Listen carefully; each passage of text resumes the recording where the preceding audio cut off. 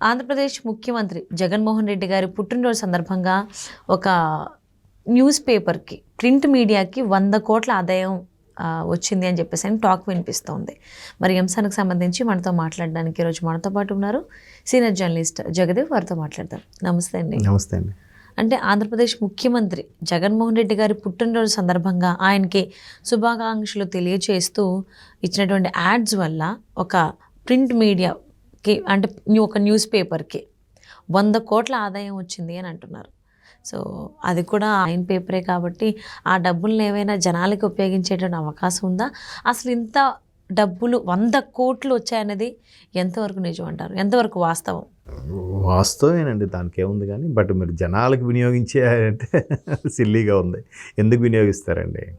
అంటే ప్రభుత్వ డబ్బునే వాళ్ళు ఉపయోగించట్లేదు, ఇంకా ఆయన వచ్చిన డబ్బులు ఏమంటారా? ఎస్, అంటే ఏదో చెప్తారు కదా, మా ఉద్యోగుల జీతభత్యాలు లేదంటే మెయింటెనెన్స్ అది ఇది అని చెప్తారు. ఇదే కాదండి, ఇప్పుడు గవర్నమెంట్ సంబంధించిన యాడ్స్ కూడా దానికే వెళ్తాయి, వాళ్ళవే కాబట్టి. తరువాత ఇప్పుడు ఇది మొదటిసారి కాదు, చాలా సందర్భాల్లో వచ్చాయి ఇలాగా. ఇక 5 ఏళ్ళలో చాలాసార్లు వచ్చే ఉంటాయి. అంటే ఇది చాలా హైలైట్ చేసి ఒక బ్లాగ్ కూడా వేశారు కదా పేపర్లో, న్యూస్ ఐటమ్ కూడా వచ్చింది. ఏముంది, ఫ్రంట్ పేజీలో వేయాలంటే నాకు తెలిసి లక్షల్లో ఉంటుంది అది ఛార్జ్. ఒక డిస్ట్రిక్ట్ ఎడిషన్లోనే చిన్న రావాలంటేనే జస్ట్ ఇల్లు అద్దెకు కావాలి నన్ను వేస్తుంటారు, ఎప్పుడైనా అబ్జర్వ్ చేస్తారా? అట్లాంటి చిన్న చిన్నవి వస్తేనే దానికి ఒక 500 ఎంతో ఛార్జ్ చేస్తారు. అట్లాంటిది మెయిన్ ఎడిషన్లో 2 రాష్ట్రాలకు కలిపి వచ్చేదంటే చాలా ఛార్జ్ ఉంటుంది. అదంతా మరి వాళ్ళ పాకెట్లోకి వెళ్ళేదే కదా, ఎందుకు ప్రజల కోసం వినియోగిస్తారు? ఇది మొదటిసారి కాదు, చాలా సందర్భాల్లో వచ్చింది. దానితో పాటు గవర్నమెంట్ యాడ్స్ ఉంటాయి, ఆ డబ్బులు వస్తాయి, చాలా ఉంటాయి. ఇప్పుడు జనరల్గా ఎలా వేస్తారంటే, ఎవరైతే అతని ద్వారా లబ్ధి పొందుతారో వాళ్ళు ఖచ్చితంగా శుభాకాంక్షలు తెలియజెప్తారు. అంటే ఆబ్వియస్లీ ఇప్పుడు ఫర్ ఎగ్జాంపుల్ మీరు నాకు ఫేవర్ చేశారనుకోండి, రేపొద్దు నేను మీ పేరు పెట్టి మీకు శుభాకాంక్షలు పెద్ద మీకు బొకే ఇస్తున్నట్టు ఒక ఫోటో దిగి అక్కడ పేపర్లో యాడ్ వేసుకుంటాను. ఎందుకు అలా వేస్తే మీరు చూడాలి, చూస్తే నెక్స్ట్ ఇంకో ప్రాజెక్ట్ మీరు నాకు ఇవ్వాలి, లేదా మీ ద్వారా నేను లబ్ధి పొందాలి. ఇంతకుముందు క్విడ్ ప్రోకో కేసులు ఏవైతే ఉన్నాయో అవి కూడా అలా సృష్టించబడినవే. ఇప్పుడు మీకు స్థలం కేటాయిస్తాము, స్థలం కేటాయిస్తే మీరు కంపెనీ పెడతారు, మరి మాకేంటి అంటే ఏదో కమిషనో లేదా పార్టీ ఫండో ఉంటుంది. కానీ ఇక్కడ అలా కాదు, క్విడ్ ప్రోకో అని కంప్లీట్ షేరే. ఇంకా సరే సార్ మీకు షేర్ ల్యాండ్ ఏదో వాళ్ళది ఇచ్చినట్టు మళ్ళీ కాదు, గవర్నమెంట్ ల్యాండే. మీరు పదవిలో ఉన్నప్పుడు ఇచ్చారు కాబట్టి మీరు ఏదో బాగా చేసేసారని అనుకుంటాం. మరి అందులో షేరు, అందులో పర్సంటేజ్ ఇవన్నీ ఉంటాయి కదా. సో అలాగే లబ్ధి పొందే వాళ్ళు ఖచ్చితంగా ఆ యాడ్స్ వేస్తారు, జిల్లా స్థాయి నుంచి రాష్ట్ర స్థాయి వరకు. పైగా మీరు ప్రింట్ మీడియా అంటున్నారు, ఎలక్ట్రానిక్ మీడియాలో కూడా వేస్తారు. కింద ఇప్పుడు ఎల్ షేప్ బెల్ట్లు వస్తున్నాయి, కింద ట్రోలింగ్లు వస్తున్నాయి, తర్వాత మధ్య మధ్యలో యాడ్స్ రూపంలో వస్తున్నాయి.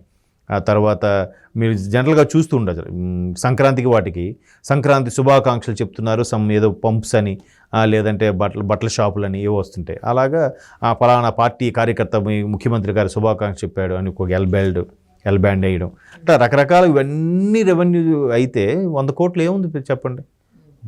ముఖ్యమంత్రికి ఒక్కరోజు ఇలాంటివి ఇంకెన్నో. ఇప్పుడు గడిచిన 5 ఏళ్ళలో ఇది 5వ బర్త్డే గవర్నమెంట్ వచ్చిన తర్వాత.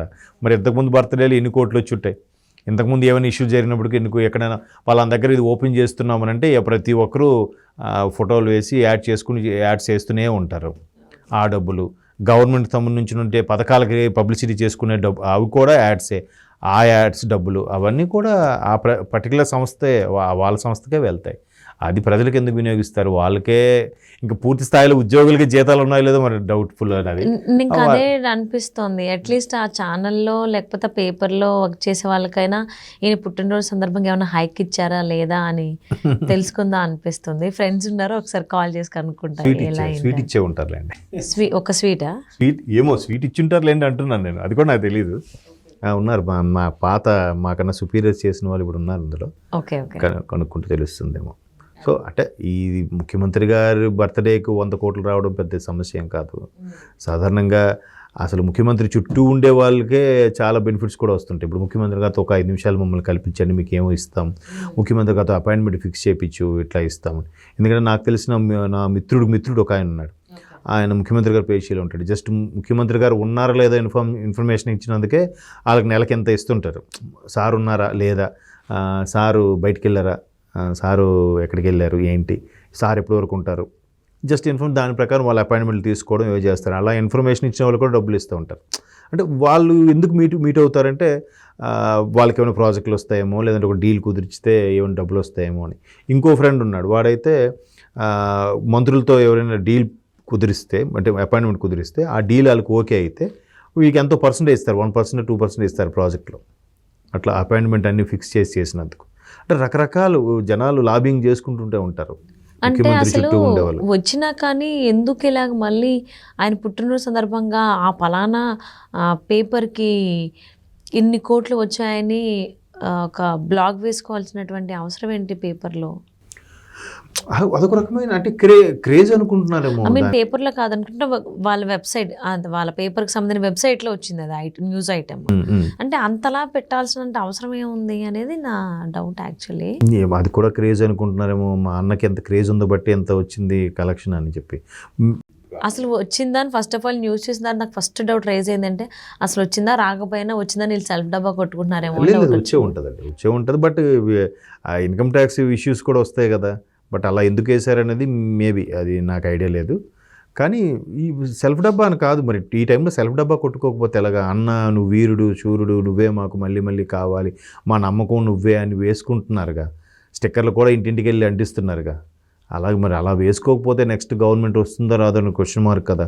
ఇప్పటికే సర్వేలని తారుమారుగా చెప్తున్నాయి, సర్వేలు రాంగ్ చెప్తున్నాయి అంటున్నారు. కానీ వాళ్ళు పరిపాలించే విధానం రాంగ్ ఉంది, లేదంటే మేము అవలంబించే పద్ధతులు రాంగ్ ఉన్నాయి, ఈ పథకాలన్నీ రాంగ్గా వెళ్తున్నాయి అని ఫీల్ అవుతున్నారే తప్ప అసలు సరే రియలైజ్ అవ్వట్లేదు. ఓకే, మనం ఎంతసేపు ఈ పథకాలు ఇచ్చేసాం తప్ప అభివృద్ధి మీద దృష్టి పట్టలేదు, ఎంతసేపు కక్ష సాధింపులు వాళ్ళని వీళ్ళే అరెస్ట్ చేయించాం తప్ప సరిగ్గా పట్టించుకోలేదని ఫీల్ అవ్వట్లేదు. సరే ఈసారి వస్తే చూపిద్దాంలే, ఈసారి మనమే వస్తే చూపిద్దాంలేండి. మొదటిసారి వచ్చినట్టుగా చూపించారు, ఇప్పుడు ఏం చూపిస్తారు? అదే కాళ్ళు చేతులు కట్టేసి నోట్లో గుడ్డలు కూడా కుక్కేసి అన్నం పెడతారా అంటే ఎట్లా వస్తారు? అట్లా ఉంది. అంతే, అదే అంటున్నాను కదా. అంటే మెల్లమెల్లగా అందరు కింద స్థాయిలో కూడా రియలైజ్ అవుతున్నారు. రియలైజ్ అవ్వడం అనేది నిజంగా ఒక మంచి పరిణామమే. బట్ తెలంగాణ సమాజంలా కాకుండా ఆంధ్ర సమాజం ఏంటంటే రియలైజ్ అవుతారు, బట్ సడన్గా ఓటు రూపంలో చూపిస్తారు. ఇక్కడైతే చూపించరు. తెలంగాణలో కాదు, కొంచెం తిరుగుబాటు ధోరణి ఉంటుంది, ఉద్యమ స్ఫూర్తి ఉన్నవాళ్ళు కాబట్టి అప్పటికప్పుడు ఓపెన్ అవ్వడం, బయటపడడం గట్రా జరుగుతుంది. మన దగ్గర ఆంధ్ర దగ్గర అలా ఉండదు కాబట్టి టైం కోసం ఓటుతోనే చూపిస్తారు సమాధానం. మేబీ దాన్ని కూడా మళ్ళీ గ్యాంబ్లింగ్ చేయాలని చూస్తున్నారని కూడా వార్తలు వినిపిస్తున్నాయి. కొంతమంది ఓట్లు గల్లంతు చేయాలని. ఇప్పుడు మళ్ళీ నిన్న ఒక ఆయన చెప్తున్నారు, విజయవాడ ఫ్రెండ్ ఆయన, పెద్ద ఆయన మీది ఇప్పుడు చూస్తే మీరు ఆన్లైన్లో మీ ఓటు ఉంటే చెక్ చేసుకుంటే ఉంటుందండి, బట్ పోలింగ్ బూత్ దగ్గరికి వెళ్ళేసరికి మాత్రం మీ ఓటు ఉండదు. అట్లాంటి సెట్టింగ్లు కూడా చేస్తున్నారు ఇప్పుడు. ఇప్పుడు కానీ లేకపోతే మీరు వెళ్ళి ఇష్యూ చేసుకుంటారు కదా, అందుకని అలాగ మేనేజ్ చేసి అక్కడికి వెళ్తే పోలింగ్ బూత్లో లేకుండా చేయాలని కూడా. అంటే ఎలక్షన్ కోడ్ వచ్చి అమలు అయిన తర్వాత మనం అప్లై చేసుకోలేము దాని గురించి, ఓటర్ ఐడి, అందుకని అప్పుడు తీసేస్తారు. అప్పుడు మరి అట్లాంటి కూడా జరుగుతున్నాయండి అన్నాడు. ఏమో మరి, అంటే శతకోటి దరిద్రాలకి అనంతకోటి ఉపాయాలు అంటారు, బట్ ఆ దరిద్రాలు ఎక్కువ కనిపిస్తున్నాయి ఉపాయాల కన్నా. అవును, అంటే నడినెత్తి మీద అదే తిరుగుతుంది కాబట్టి ఎవరేం చేయలేము. వాళ్ళ ప్రవర్తన అదన్నీ చూస్తుంటే గురువిందు గింజ గుర్తొస్తుంది నాకు. అంతే, చూడాలి. అసలు ఇంతలాగా చెప్పుకోవాల్సిన అవసరం ఏముందంటే మనుషుల గురించి తెలిసినప్పుడు ఎవరెంత చెప్పినా ఎవరో నమ్మే స్థితిలో ఆంధ్రప్రదేశ్ ముఖ్యంగా లేరు కాబట్టి చూద్దాం ఏం జరుగుతుంది, ఏం చేస్తారు ఏంటంటే ఆయన బర్త్డేకి. So anyway, Jaganmohan Reddy garu happy birthday.